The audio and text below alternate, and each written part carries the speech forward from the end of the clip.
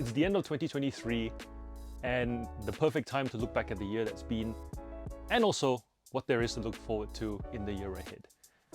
So let's start with, would I start reselling in 2024 if I had never done it before? The answer is yes. And I think regardless of the year, my answer will always be yes. And the reason for that is because when I first started reselling full-time, I've always been a reseller. I've always done it in some capacity across a wide range of categories. But going full-time is about depending on the income to provide for expenses. It could be education, it could be family, a mortgage, being half of a joint income towards a family budget. It's when you have to depend on it that the question no longer becomes, is it going to be fun, enjoyable, make some money? Can I make enough money?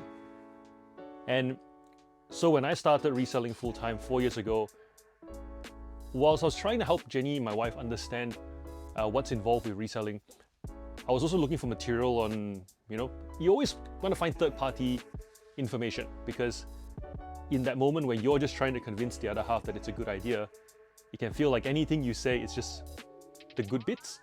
And so I found a video by Chris Lin from Daily Refinement, and in that video he talked about how reselling will always be around because people will always need to move on from stuff, and there will always be people who want stuff, and so you're really the person in between and you have to find your place in between.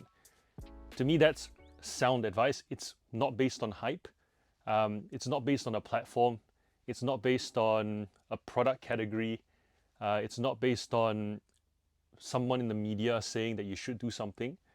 And because that dynamic of people wanting to move on from stuff and people wanting stuff will always exist, there's always going to be a place for a reseller. And because there's so much variable between the people who want to move on and the people who want the stuff, the skill of the reseller is really about finding as many links as possible. Those who struggle to find the links, you would argue, are less skilled than those who find plenty of links or who can exclusively hold down a link. And we'll get to that in a bit. And so when I showed that to Jen, this is the role of a reseller, she understood, and away we went. From that point on, I didn't have to pitch her why Facebook was better than eBay, or why we don't do Amazon, or why this category is better than that category. We started with the categories that we enjoyed selling, and then found the platforms that best suited those categories, and then figured out how to best link up the people moving on from stuff and the people who want that same item. So when I think about starting afresh, I would do the same thing. There are items that I like to sell that I don't currently sell that I would start selling. There are items that you know a lot about. For the most part, there are items that you buy. So instead of starting with going on YouTube or Instagram or TikTok or whatever to try and find a piece of content that inspires you to, I could make some money, you already know so much about categories that you own. The sneakers that you wear, the pants that you put on every day, the food that you consume for breakfast, lunch, or dinner, the utensils that you use to consume those things, the type of mugs that you use, the way that the TV shows that you watch make you feel, the linen that you put on your bed, the places you choose to go for holiday, the brand of electronics that you use, whether it be your phone, your television, your smart home system. There are so many things that you have learned about that led to a purchase decision. The fact that you've done it yourself, you know how to recommend the item. So thinking about all the things that you own, the first thing I would do if I were to start in 2024 is to write down all the things that I use. Seems like a tedious process, and you'll be surprised how many things you actually touch. And if you do that for a whole week, when you think you've completed the list, you will go and brush your teeth and realize, I'm stepping on tiles. That's what happened with me. I'm like, why do I like having tiles on my floor instead of carpet? I may never be a flooring salesperson, but the fact that I had to think about why do I choose tiles instead of carpet here made me think about why a buyer makes decisions. And that is the key. To be a good reseller, you need to know why people buy and why people sell. If you don't know why, the moment you chase a category based on hype, when somebody out-hypes that category by saying the category is dead, you'll leave that category alone. I see that with so many young resellers, and that's very much a byproduct of not wanting to spend time learning and wanting to learn through quick snippets over social media. In my community, I've got booksellers, I've got DVD sellers, but I've also met resellers who firmly believe that book category is dying, therefore it's not worth investing in, or that the DVD category is dying, therefore it's not worth investing in. The difference being, the people who think that a category is dying are people who don't learn enough about it. And the people who believe that a category is worth investing in and worth starting a business in are the ones who take the time to understand why the buyers continue to buy, how new buyers might discover a category and then start buying in that category. And really, to the initial point about creating links between people moving on from and people wanting the same stuff, they understand how to link the two. And it's not limited to platform, and it's not limited to connections, it's whatever. You know, I have met resellers who make a full-time living with one source of inventory. I've met resellers who make a living with random sources, but many, many sources of inventory, such that if one source dries up, there's always another. There's a constant contingency plan. And there's no right or wrong. That's the best part. The moment you try and link up the supply and demand for used items or even some new items, you will see your place. And it will be something that is not someone else's. I don't know how else to put it. You know that this happens all the time. It's human nature to try and find an example to follow and then try and replicate it and then go, why does it work for them but not for me? But if you flip it around and go, why does that model actually work? There are elements to this model that apply to me and some that don't. Take the ones that apply to you and then try and use it. You'll discover that you'll use a variation of this model that you like, and that will work for you. And then suddenly people will start to wonder, does that work for them? It's all about understanding why. So, deeper knowledge. Where can you find information on how to do reselling? We've mentioned social media a lot, and for the most part, social media is recommended because it's free. That's the reason. People will say YouTube is the largest search engine next to Google. True, but even when you get to YouTube, do you persist with content that goes for longer than 10 minutes? Do you engage with content that goes for hours? Or do you find yourself looking for the thing that fits in your 10-minute break and your 5-minute break?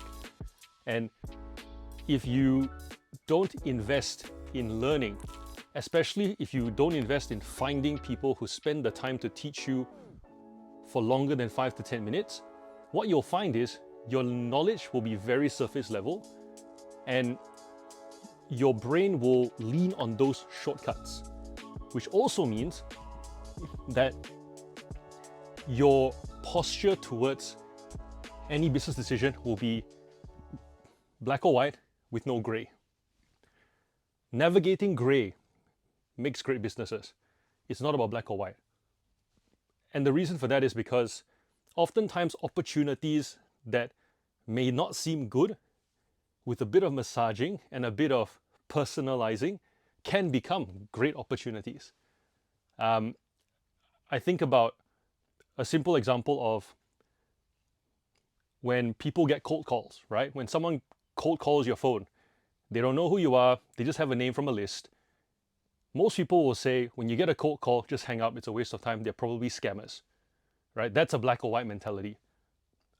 Seeing it as a gray thing means, is there a way that I can respond to every single one of these calls such that if it becomes a conversation, perhaps I may find a supplier that I would like to work with. Just like how most people only need one life partner, most people only desire between 2 to 4 kids. Like, you don't need every company to supply you with their products. You probably just need one. You may partner with two. And that's what I mean. If you see it as gray and you massage the opportunities in an efficient manner, you may find a great partnership that a lot of black and white people completely forgo because they write off the whole thing altogether. Throw out the baby with the bathwater. I think that's what the saying goes.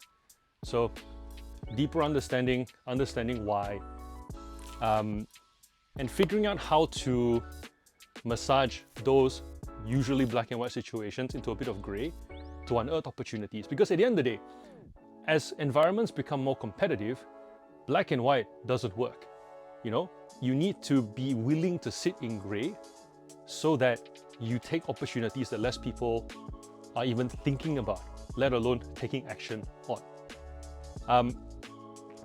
The next thing is, given that people are buying online more often, aren't the platforms oversaturated? Well,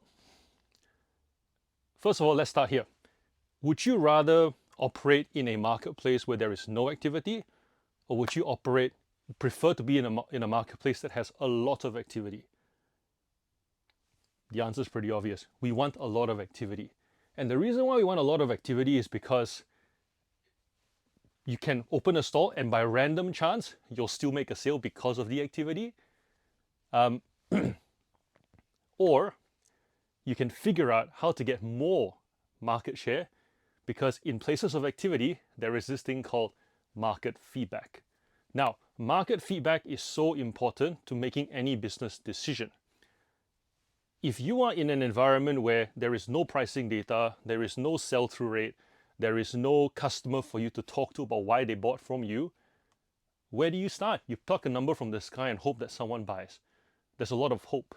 Instead, in a place where there's a lot of activity, even if you pluck a number from the sky, you will immediately get feedback if you place yourself in a position for feedback. In reselling, people will go straight to eBay to sell because that's a selling platform. But eBay doesn't actually give you lots of feedback, even though there's a feedback function. You take that same product, same pricing, you put it on Facebook, you will get feedback automatically. If you go into if you're selling, say, Tupperware on eBay, and you take eBay prices, and you go into a Tupperware buy, sell, swap group on Facebook, you will immediately get feedback from the collectors, and they'll say, overpriced, or they'll say, oh my gosh, haven't seen that in a long time, or they'll say, not for that condition. That's feedback. That very much informs how you price going forward, because there's a good chance those people are also buying on eBay. Maybe they don't expect to pay eBay prices, because in Facebook, there's a, expectation of a lower price. Different marketplaces, different expectations. But the point being is, if you place yourself in a position to receive feedback that will inform future business decisions, that only happens in a place of activity, not a place of inactivity. So rather than be intimidated by crowded marketplaces, understand how those marketplaces work, understand how you can get feedback within those marketplace structures, and then join a community. Join could be a free community, it could be a paid community. The reason for that is mirroring. We want to get feedback from people as well. We don't want to be left to fend for ourselves with no sort of framework. And so oftentimes when you go into a group and you get feedback, it's really a bunch of buyers telling a seller what to do.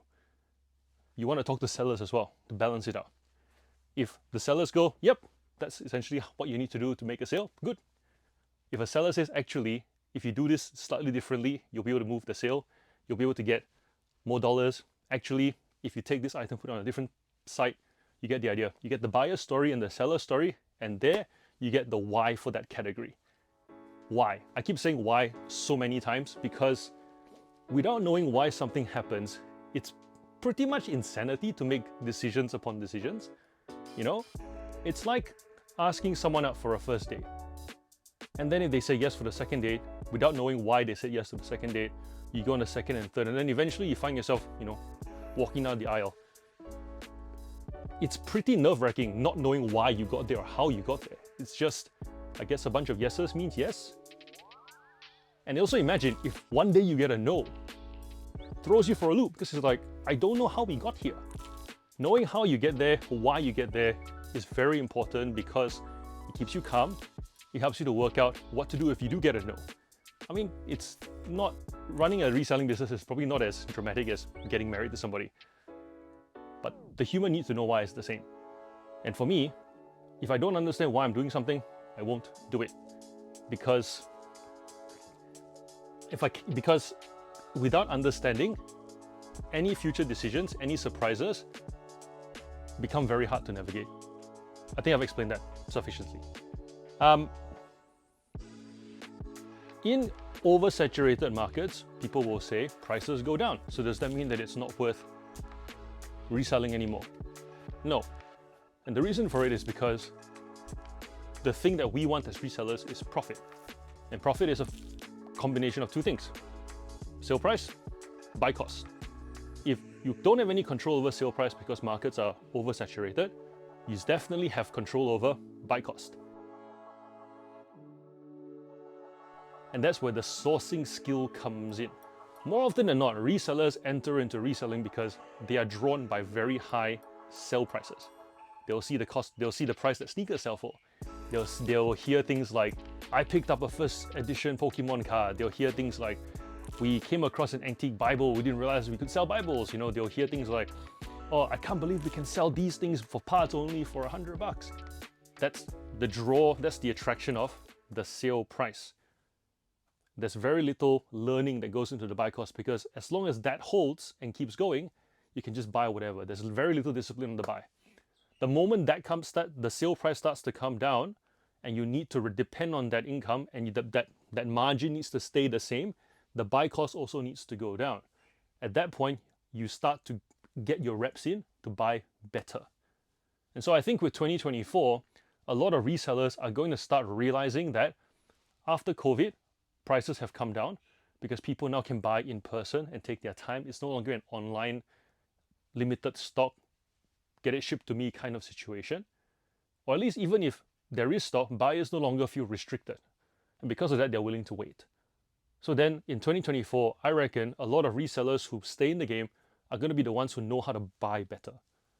It could mean buying in bulk, skimming off the fat and moving on the rest.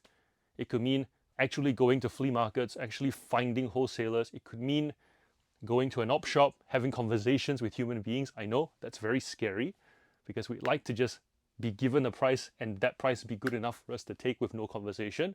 A lot of resellers, I think, choose to do it because, like myself, I'm actually quite introverted. I don't like being around lots of people, especially people I don't know.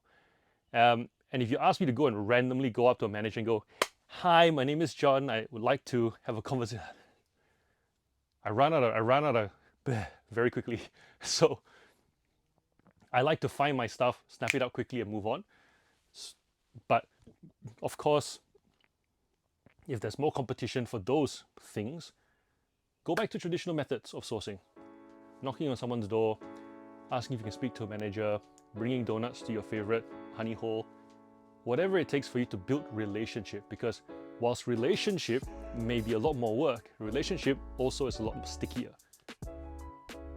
I know of many resellers who have exclusive access to the back rooms of op shops because they built relationships. That could be you. Maybe that is actually something that you enjoy doing. Go for it. And that will be your competitive edge. So sourcing better, buying better. And the last thing about reselling is it's very much a game of resourcefulness more than resources. And I say that because oftentimes when you start a business, it could be a franchise, open a cafe, it could be, selling replenishables, importing and selling locally, exporting, whatever it may be. It generally involves getting a bunch of resources first and then starting and running with it, right? Borrowing, having an overdraft, that's a resources growing kind of game. Most resellers, when they start, don't have a lot of resources and generally don't borrow to start. So in that case, it's really about flipping. And when you talk about flipping a small amount into a big amount and then into a bigger amount to eventually become a big enough amount that you can take a bit of a salary for yourself, that's a resourcefulness practice. Resourcefulness isn't just about money. It can also be about space. I live in a 4-bedroom house, and despite the fact that half my house is essentially a warehouse, I still feel like I can use more space. Just the other day, I had the idea of, I don't actually need a TV room. And I spoke to another friend and they were like, yeah, we don't have a TV room. I said, why? Because we just figured there's this space that is empty. We keep feeling like it needs to be clean. But in reality, the kids just play on the floor anyways. And so we just figured, let's just make that the playroom. We'll just use the other space for something else. We'll add study tables or whatever down the line. And everyone can just use iPads. Then we can just watch wherever. We can watch together, we watch separately. But the fact that there's a TV there means that there's a space between the TV and the couch that needs to be clear. And that just didn't make sense anymore because that's pretty poorly used space. That's a resourcefulness conversation. Could that be your situation if you want more space? In our community, we've got members who operate out of small apartments. And when they look at it, they go, okay, if I have this much space that I can store clothing or electronics, my item sale price must be a certain number and I can't go below that number. And then they become experts at sourcing higher value items because they work with limited space. Even for myself, right? I enjoy selling toys. I would like to sell more expensive things, but I also realize that I'm limited to items that are small because I want to store as much of it as possible. And I want to have the largest range of toy trains and toy cars and action figures in Australia, hopefully. And so if I'm stuck with a category, it's a volume game, it's a grind. And so how can I make this space denser so that I can store more things and move more volume? Resourcefulness. Use what you've got rather than wish that you have more to work with. When I think about the shift that a lot of resellers need to make, coming from the appeal of the flip, you know, that treasure hunt of buying something for $10 and selling it for like $200 or $1 and selling it for $15, that 10x, 20x, 100x high, that shows you that it's possible. But when you talk to most resellers who have a stable, consistent business, it comes down to this thing called bread and butter items. Bread and butter items, what it comes down to is this. Items that have consistent margins that you can source consistently. You may be talking at a 2x to a 5x rather than a 10x to a 100x, and that's okay. For the most part, it's also quite boring to do bread and butter. See bread and butter not as the consolation prize to the 100x item trophy. I want you to see it as a foundation. Repeat after me. Bread and butter is not a consolation, it's a foundation. Bread and butter is not a consolation, it's a foundation. Yes, I just said it twice. And the reason for that is when you look at reselling is very much a dopamine hit kind of industry. And for it to become a business, you have to look at how do other businesses operate. When you go out into the world of hospitality, childcare, entertainment, churches even. If you go to a church, they look at the regular giving as a way to value the business. They don't say, how many tickets can we sell for the Christmas fair? That's the bolo. You know, they don't say, how many special guests can we invite? They say, what is the baseline tithing every single weekend? Coffee shop. They may have a special soup, they may have, a special guest, they may have events, they may do all those extra things. Baseline income, how many cups of coffee can we sell? And when you value the business, they look at cups to the cost to make those cups. Childcare, number of kids that are consistent, anything special on top is a bonus. Don't worry, I get the treasure hunting high, and once you've given that reselling thing a go and you've found some really high value items that you paid very little for, you are going to keep seeing them. Because as you increase your reps to find bread and butter items, you will undoubtedly find treasures along the way. As I said in one of my posts previously, once a pirate, always a pirate. But do not, feel disappointed when you find yourself doing more bread and butter stuff. It's not a failure. You're just building a foundation. And the faster you make that shift, the further ahead you'll get as a business owner and not just a hobby reseller. So bread and butter is a foundation. It's not a consolation. Not a consolation, it's a foundation. See it that way. Yeah, that's how I see reselling for the year ahead. Better buying, building on sound principles, surround yourself with a community of people who support you, people who mirror to you good business practices. And bread and butter. appreciate the foundation that Bread and Butter sets for your business, because it's what keeps the lights on. I wish you a successful 2024. I am so excited that you are here on my channel, taking the advice that I'm giving. I very much look forward to learning from you as well. I don't enjoy being the smartest guy in the room, because that means I'm not learning. So let's have a conversation in the comments. If you'd like to have an even deeper conversation, we have a Discord community where you can do two-way. So we do video chats in there throughout the day, 24/7, different conversation threads as well. The link's in the bio somewhere. So yeah, have two-way conversations with other resellers, and find resellers who share your values as well. Obviously, if you're chasing the high of a particular category, but you're chasing also a reseller that does not, if you've got kids but they don't have kids, you've got a mortgage, they don't have a mortgage, and you want that life, might not be the best fit.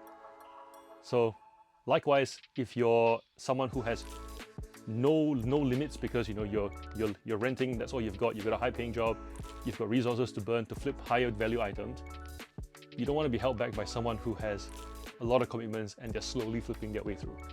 So find a match, find resellers who are a match for you, share your values, and most importantly, share your positivity as well, and your desire to be ambitious and grow. Yeah, until next video, take care, and Merry Christmas and Happy New Year. Bye.